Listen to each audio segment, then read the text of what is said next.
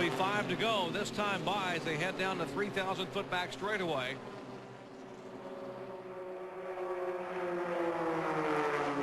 Two very equal Pontiac race cars. And now Huffman looks to the inside in turn 3. There's a lane on the bottom of the racetrack, but he can't pull it off. Makes better of it, pulls back up in line behind Christian Elder. He'll get a single handful from Joe George this time by. 5 fingers signifying 5 laps to go, and one car is just tumbling end over end, side over side. That is Danny Bagwell's car, number 10. And looks like all the wheels there is that 3 wheels I see on the apron of the racetrack? That's the rear end housing laying right there beside of it. That car just absolutely came apart right there. Look at this. Wow.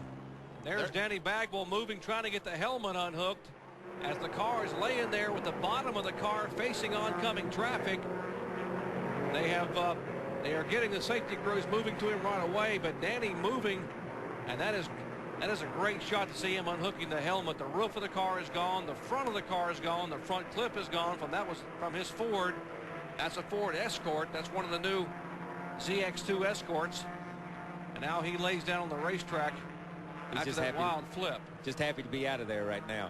Kyle, he laid down and said, "Thank God," is exactly what he did. That's amazing. That's why you run NASCAR cars, because you got NASCAR inspectors that inspect these things. You've got rules, and that's what NASCAR racing is all about right there, getting up and walking away from something like this. I tell you, you think Mike Simons and Mark Sedgwick, the director and chief inspector of these Goody's dash cars, that go over them with a fine-tooth comb to make sure they're well constructed. And there's a safety crew talking to him right away. Dr. Al Allison there to the right of him. Let's see if we can see what happened to Danny Bagwell.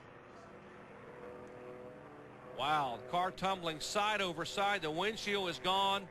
Parts and pieces flying off. The tires are gone. The axle, the rear end is gone. Motor parts out of the car. The hood is gone. The roof is gone.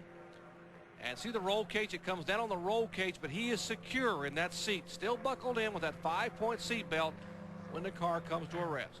Yeah, the one thing that happened to it was the car kept moving. It kept throwing pieces away from the car, and it kept dissipating energy, like Jerry said before. And like we talked, there's been some big wrecks here today. There's been some bad wrecks. This was a big wreck, and this was a bad wreck also. But to watch him crawl out and stand up, and the crowd here, I know you might not have heard it at home on your TVs, but I'm going to tell you, the crowd was standing and cheering. They went wild.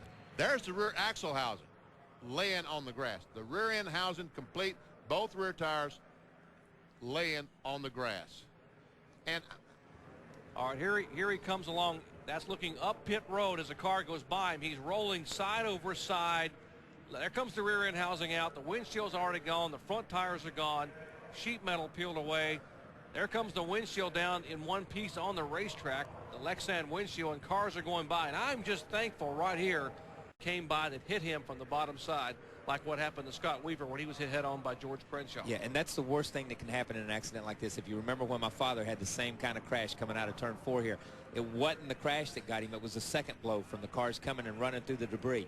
All the drivers there did an incredible job of dodging the debris and dodging him because it could have got kind of nasty. But look at him waving to the crowd. That's amazing. I'm told that all of a sudden the car veered to the right coming down the short and shot against the outside retaining wall. And Kyle, the first picture we see of the car, the right front isn't there. It's like something might have broken on the right front, and he slammed the wall and he knocked the whole right front off the car. Could have run over some debris, cut a tire, could have broken a ball joint.